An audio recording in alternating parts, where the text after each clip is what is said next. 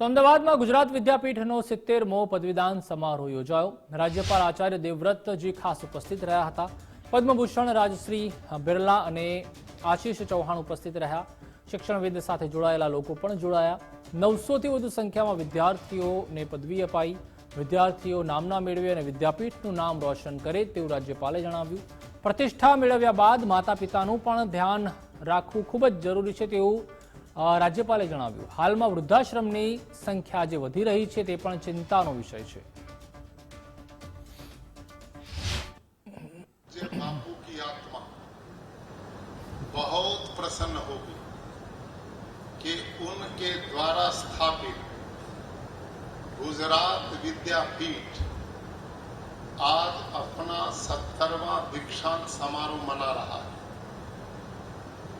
कई वर्षों से मैं इस प्रांगण में आ रहा हूं। आप भी मेरे साथ घूमते रहे, लेकिन जो तेजस्विता, जो एक जीवंत वातावरण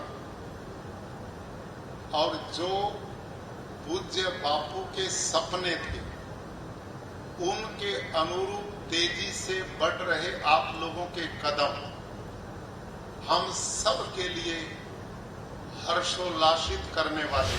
विद्यापीठનો 70મો પદવીદાન સમારોહ યોજાયો હતો। આદરણીય રાજ્યપાલ શ્રી અને ગુજરાત વિદ્યાપીઠના કુલાધિપતિ શ્રી આચાર્ય દેવવ્રતજી એમાં અધ્યક્ષસ્થાને હતા। શ્રીમતી રાજશ્રીબેન બિરલા મુખ્ય મહેમાન તરીકે ઉપસ્થિત રહ્યા હતા, જ્યારે આશીષ ચૌહાણજી નેશનલ સ્ટોક એક્સચેન્જના એમડી એ અતિથિ વિશેષ તરીકે હતા। આજે PhD, MPhil, post graduation, graduation એવી ડિગ્રીઓ વિવિધ વિદ્યાર્થીઓને એનાયત કરવામાં આવી।